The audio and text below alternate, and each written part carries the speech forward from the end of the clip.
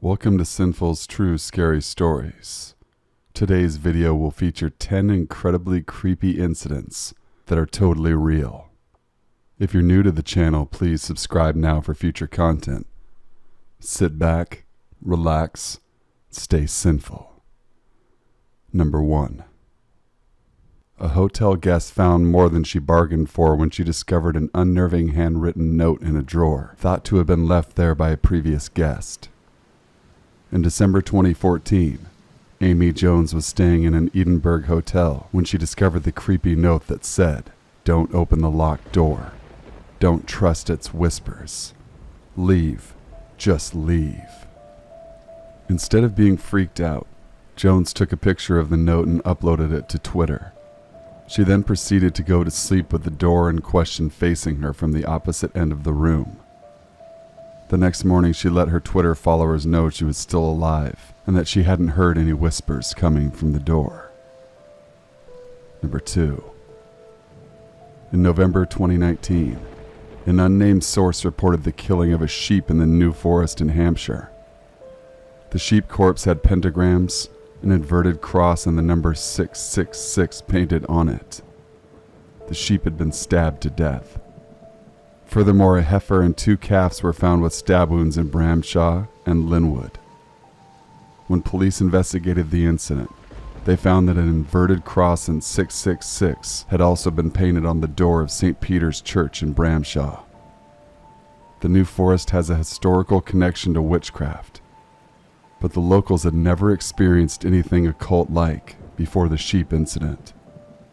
Residents are said to be very disturbed by what has happened and hope that police will bring the perpetrators of the satanic graffiti crime to book. Number 3. The sun had just about set on 19 December 2016 when 64-year-old Joanne Cullen arrived at the Long Island Cemetery to visit her parents' burial plot. She spotted a bent out-of-shape bow on the wreath over the plot's headstone and bent over to fix it. As she did so, the ground beneath her feet gave way, and she sank into the grave right up to her hips. The unexpected event caused her to lose balance and tip over, hitting her head on the tombstone and cracking a tooth. She grabbed hold of the sides of the tombstone in desperation and shouted for help, but no one heard her. After she finally managed to crawl out of the grave, she immediately left the cemetery and refused to go back. Cullen also enlisted the help of a lawyer to sue the property owners of the cemetery, citing emotional problems and nightmares stemming from the horrific incident. Number 4. Earlier in 2019, a woman fell asleep on a plane en route to Toronto. When she awoke, the plane was empty, dark, and it was almost midnight.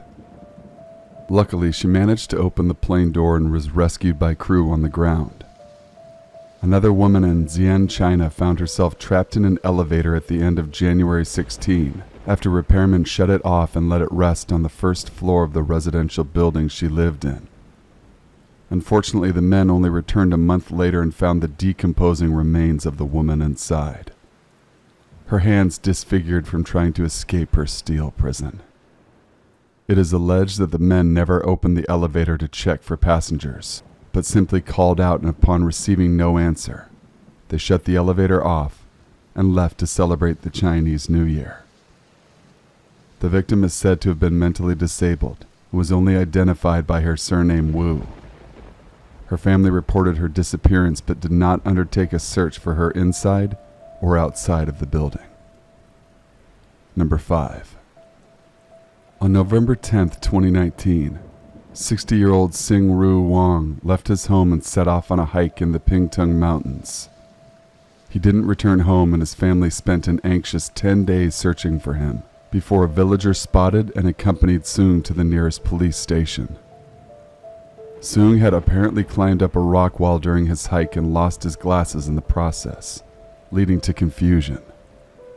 He then found a cave in which he stayed for a few days, but left after realizing he would die there if he didn't make some kind of plan to be rescued. He told his family afterwards that he drank water from a stream and ate plants after his food ran out the same day he left for the mountains. When interviewed about his ordeal, Soong also claimed that a ghost couple met up with him outside the cave and walked with him for 2 hours.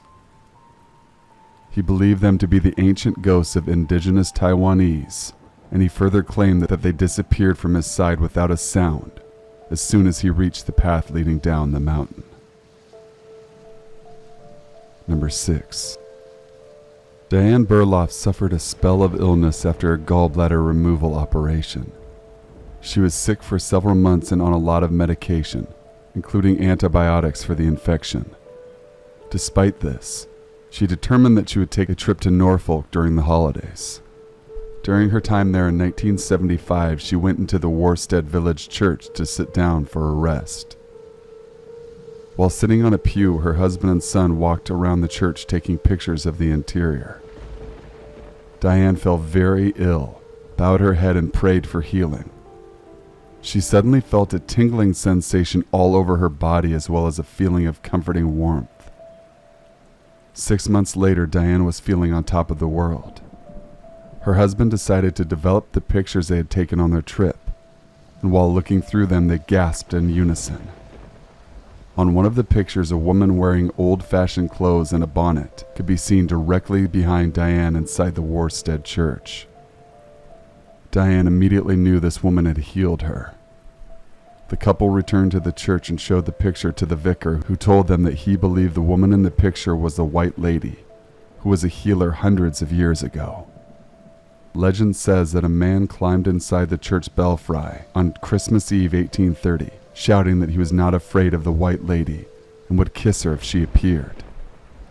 When his friends came looking for him hours later, he was sitting in a corner alone whispering, "I've seen her." He died shortly afterwards. Number 7. Most people didn't take Helen Duncan seriously as a medium after it became obvious that her predictions and communications with spirits was all a big fat lie. During the 1920s, she held seances and produced ectoplasm, but she and her spirit guide named Peggy soon became objects of ridicule and very few made use of her services. Then, in November 1941, Duncan held a seance and claimed to have contacted the spirit of a sailor that was aboard the HMS Barham. This meant that she knew the ship had sunk before it was announced. However, not everyone was convinced that this strange claim was the real deal, with one researcher believing she had simply used rampant gossip to make some extra money for her fledgling business. This conclusion did not stop British authorities from arresting and prosecuting Duncan under the Witchcraft Act. She was convicted and sentenced to 9 months in prison. As time went by, other mediums became convinced that Duncan was indeed one of them and had a real gift. Some are even trying to clear her name, but Helen Duncan remains a very controversial topic in discussions about the paranormal and supernatural. Number 8. When 77-year-old Minnie Winston stood up to get out of the bath on 8th of September 1987, she noticed a pool of red liquid on the floor. She took a closer look and realized it was blood. When she looked around the bathroom, she saw blood pouring out of the walls and running over the floor into the adjacent hallway. Frightened that something might have happened to her husband, she called out to him. When he showed up in the corridor, he showed no signs of bleeding. Terrified now, Minnie called the police. Officers scoured the couple's home but found nothing that could have produced that amount of blood. They took some of the blood and had it tested, later concluded it was human type O blood. Neither Minnie nor her husband had this blood type. To date, the cause of the bleeding walls remains unknown. Number 9. On December 10th, 2018, an unnamed customer bought a pair of socks at a Primark store in Colchester. What was a very mundane purchase turned out to be quite disturbing when the customer arrived home, took the socks out of their packaging, and discovered a human bone inside of one of them. The incident was reported to police on January 2nd, 2019, and the Essex officers started an investigation. Unfortunately, The only thing they could establish was that the bone used to be part of a human finger. Police could not find any link to a criminal act and believed the incident to be a hoax. However, no apparent DNA testing was done on the bone, and therefore the identity of the person it belonged to remains a mystery. Number 10. A not-so-merry prankster has been scaring the pants off of people in Ukraine since December of 2019. A person dressed up as Pennywise from It decided to hide behind bridges and in trash cans, popping up when unsuspecting passers-by amble past. The clown also pretended to pour gas over cars at a gas station while people are inside paying. Some patrons became so terrified that they ran away, leaving their vehicles behind. Videos of these pranks have gone viral, but also caught the attention of local law enforcement. A criminal case has been opened against Pennywise under Part 2 of Article 300 of the Criminal Code of Ukraine, as it is suspected that the brains behind the clown operation are trying to promote violence.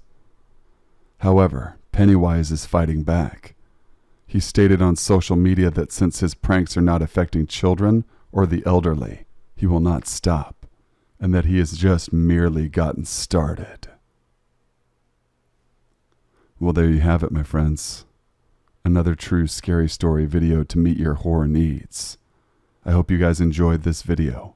Please leave a like, comment, share, and subscribe for future content. Email your true scary stories to thesinfulsavant@gmail.com. I will leave a link to my email in the description box below as well. Until we meet again, stay sinful.